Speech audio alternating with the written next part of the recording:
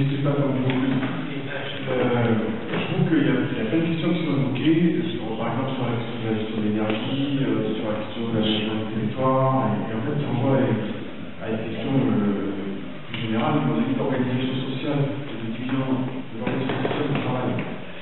Et par exemple, sur la question de l'énergie, si j'ai bien compris comment ça pouvait se passer à une époque, un paysan, il avait une diversité de production qui lui permettait de mutualiser ses productions énergétiques.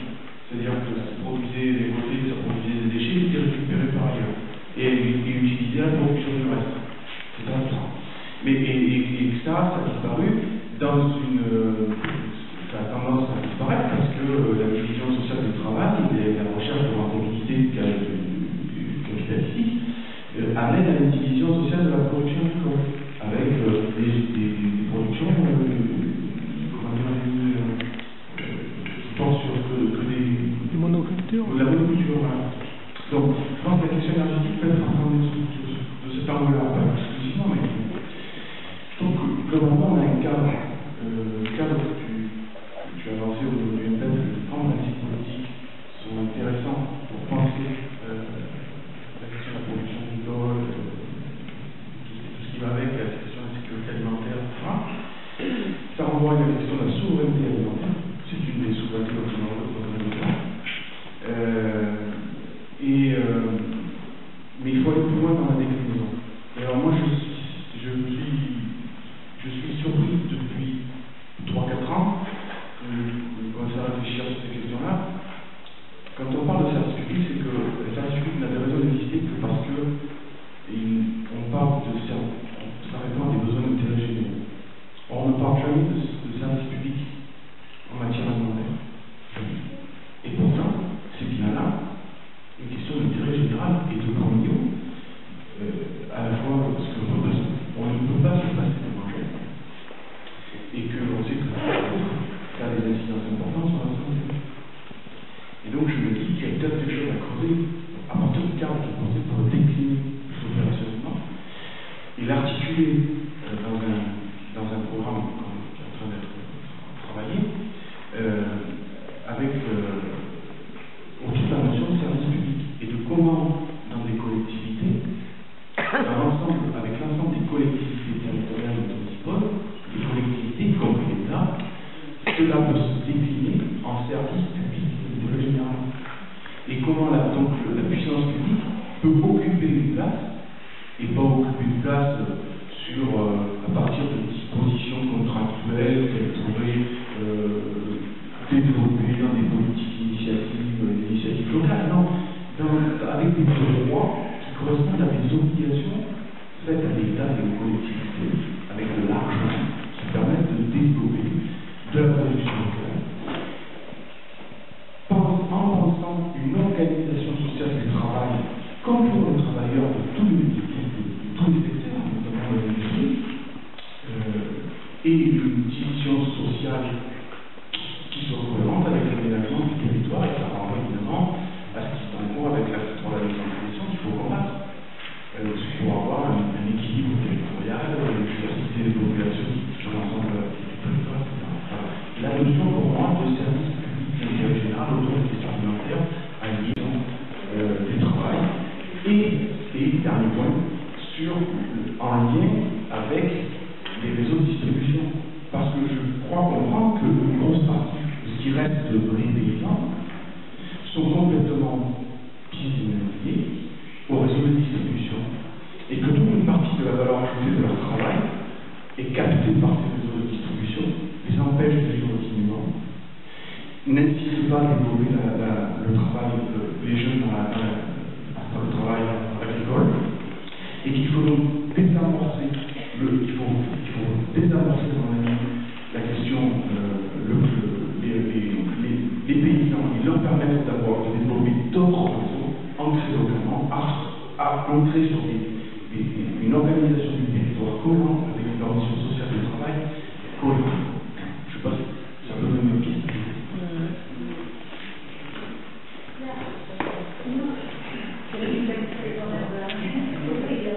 Bonjour, Laurent Mousseau de Corrèze, je suis maraîcher.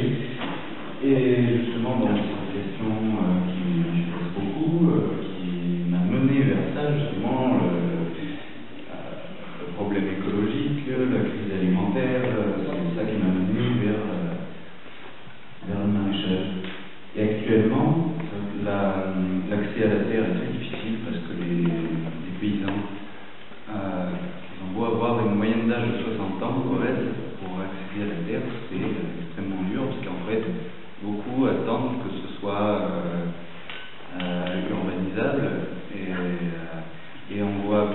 beaucoup dans les villages, en forêt, se construire des maisons sur des champs et à certaines forêts se faire couper pour faire des nouveaux champs. Enfin, du coup, je ne sais pas si l'avenir continue comme ça, il y aura des maisons partout. Je me demande comment on va. Je voulais aussi revenir sur les expériences qui se font par-ci par-là. Notre-Dame-des-Landes. Déjà, d'une part, c'est une aberration écologique de vouloir mettre 2000 hectares de béton sur une zone avec une belle diversité. J'ai été sur place, j'ai vu tout un tas d'animaux que je ne connaissais pas, notamment des tritons crêtés, qui sont magnifiques. Et l'expérience sociale qui est en train de se faire là-bas, et notamment de l'agriculture raisonnée, est formidable. Parce que, et on se rend compte actuellement que beaucoup de gens qui s'installent dans l'agriculture de ma génération sont pour la plupart des universitaires. Et ça, je trouve intéressant que ce ne soit pas plus terreux. Enfin, ça change vraiment d'une base sociologiquement.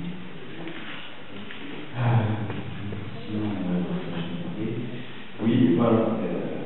La solution, elle est individuelle et collective, et les actions doivent être individuelles et collectives. Je ne pense pas que s'il n'y a que le collectif, que les institutions qui décident, ça fonctionne comme ça, il y aura frein, il y aura cassure, avec le gros de la production actuelle.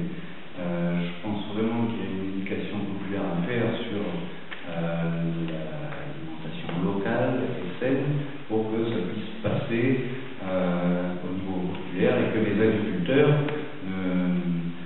arrêtent de suivre les directives de la FNSEA et que la FNSEA elle-même dise bon ben ok, on est bien obligé de la suivre.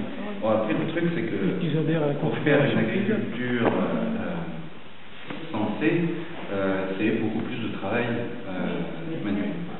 Donc question travail, ça manque pas. Il suffit de prendre des bonnes décisions politiques et dire bon ben voilà, 1 hectare par jeune qui veut s'installer, et là en 3 mois vous avez créé 100 000 emplois. Et puis ouais, parce que sinon si on continue comme ça va pas le faire, parce que actuellement on a 2500 mètres carrés de terres cultivables par habitant dans le monde. Donc ça va, mais faut pas trop s'en vivre. Voilà. Donc, voilà. Merci.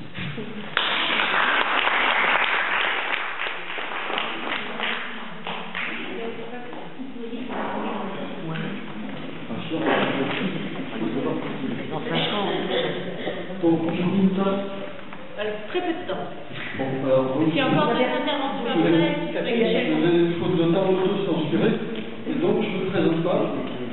Je dirais simplement que depuis presque 40 ans, je suis un écologiste de terrain, ce qui veut dire que je défends au quotidien mon environnement, dans le département de l'Hérault en général, et dans ma ville de Béziers en particulier. Et que je me suis progressivement spécialisé dans l'environnement urbain en général, urbanisme en particulier, et notamment dans le domaine du traitement des déchets. Donc si la commission environnement a besoin de lumière dans ce domaine, bon, nous sommes bien sûr à votre disposition. Alors, première réflexion. Qu'est-ce qui fait que notre économie se condamne à mort? 2 raisons à mon avis. La première, c'est qu'elle épuise les ressources humaines. Et à l'évidence, une économie qui épuise les ressources du globe se condamne à disparaître. Faute de grain. Deuxièmement, notre économie pollue, empoisonne l'environnement au point de le rendre progressivement invivable, inévitable. Et à l'évidence, c'est une seconde manière de se condamner à mort. Alors, qu'est-ce qui fait que l'économie humaine, disons, pour simplifier, est passée d'un mode de production qui, pendant des millions d'années, n'a pas posé de problèmes environnementaux, à un mode de production qui impose des normes, comme je viens de le dire. À mon avis, nos ancêtres ont fait une erreur fondamentale, une erreur stratégique, lorsque, au début du XIXe siècle, ils ont progressivement et rapidement abandonné le mode de production artisanal pour le mode de production industriel. À mon avis, c'est ça le grand péché original. C'est à la source de la crise actuelle de l'environnement. Je sais que je tiens des propos iconoclastes, je les tiens volontairement, délibérément, pour ce que quels sont les reproches qu'on peut faire à la mode de production industrielle? Pour simplifier, je dirais trois.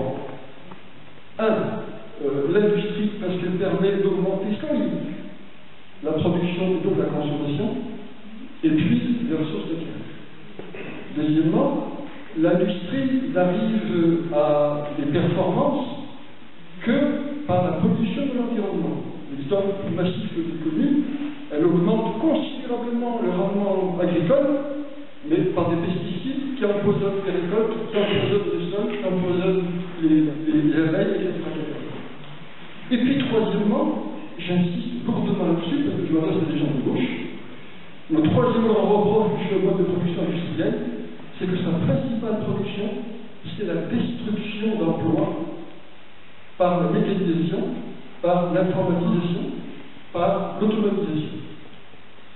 C'est ça, à mes yeux, avec le libre-échange, la raison fondamentale de l'expansion continue du chômage.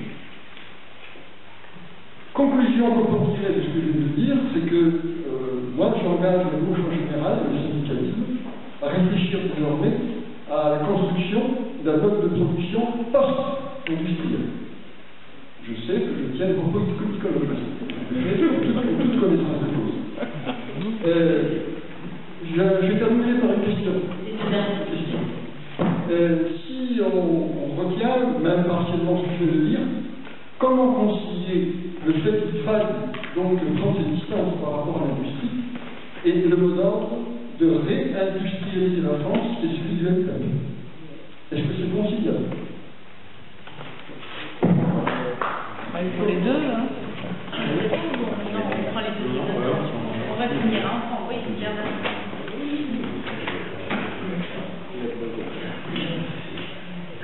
Oui, moi, c'est vrai que je vais faire un petit clin d'œil à Michel Badaillon. Tant pis, il faudra qu'il regarde le film. Juste pour dire que le Corbusier, à ma connaissance, a justement essayé dans un habitat collectif, d'arriver à mettre plusieurs choses ensemble, les garderies, le sport, etc. Et donc, effectivement, je ne comprends pas tellement la réaction de Michel là-dessus. Et tout petit clin d'œil aussi sur le fait que quand vous voulez réfléchir à occuper l'espace ensemble, c'est extraordinairement compliqué. Et j'ai participé à un projet d'habitat éco-collectif. Et si vous n'avez pas une commune qui est branchée, qui va voir un terrain, ou un donateur quelconque, c'est même pas la peine d'essayer d'aller plus loin sur le projet. Et pourtant, donc je finis moi par me retrouver récemment dans un lotissement et dans lequel tout est conçu n'importe comment, qui est imposé par un lotisseur qui se fait des thunes sur les autres, par une mairie qui fait n'importe quoi, et on ne peut pas décider de comment on veut occuper l'espace. Et si on le décidait, sûrement on gagnerait de la place, on n'aurait peut-être pas chacun dans 500 mètres carrés. Ça c'est le petit clin d'œil. La deuxième chose, c'est on oppose souvent, et c'était le débat encore ce midi à on oppose la macroéconomie, les règles et les conditions nécessaires pour pouvoir réellement changer un mode de fonctionnement, un mode de production, un mode de vie, avec les expérimentations locales.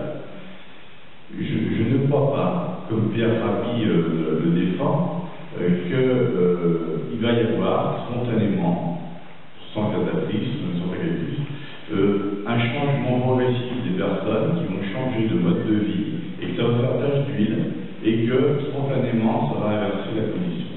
Je ne crois pas parce que ça fait longtemps que j'essaye et ça ne fonctionne pas.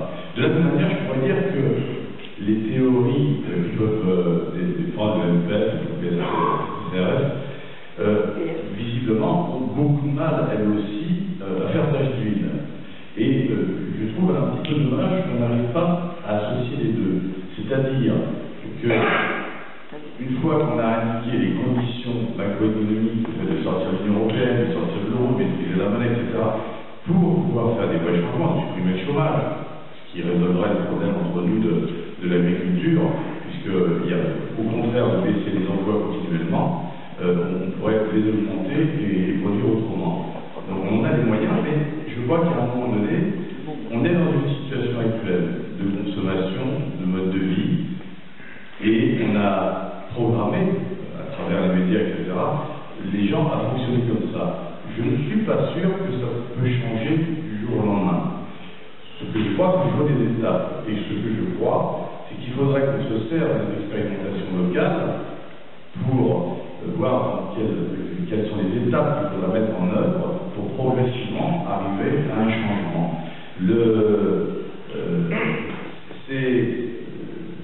Je crois qu'il faudrait rapprocher ces deux choses-là, ce qui aurait un double effet, à mon avis positif, le fait d'illustrer, de concrétiser beaucoup plus les propos macroéconomiques, les conditions avec des illustrations concrètes de changement, et la deuxième chose, de rapprocher deux mondes qui s'ignorent, puisque chacun est sûr d'avoir la vérité dans sa stratégie pour la mettre en œuvre. Donc ces conditions du changement, enfin, si on parle d'une mesure fiscale, par exemple, pour changer les choses, elle est brutale, cette mesure fiscale, puisqu'elle ne met pas en œuvre les possibilités d'un changement et de se retourner pour ceux qui vivaient avant d'une autre manière. Donc je crois qu'il y a vraiment un travail à faire entre nos conditions générales, les expérimentations et comment y arriver étape par étape.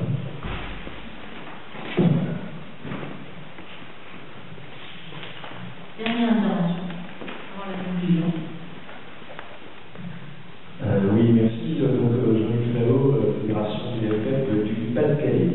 Donc, je fais une première remarque d'ensemble par rapport à ce qu'on a débattu cet après-midi. Je pense qu'on n'a pas fait suffisamment le lien entre les questions environnementales et les questions économiques, notamment les profits multinationaux. Je vais donner un exemple, deux, la plupart du temps. Premier exemple, je tire ça d'un économiste qui bosse sur l'université de tous les savoirs, qui pourrait donner des trucs. L'exemple, c'est de dire qu'un yaourt qui est vendu, un yaourt aux fruits qui est vendu à Paris, a parcouru, les différents composants, a parcouru 3000 km. Bon, alors est-ce que c'est pour l'emploi ou... Bon.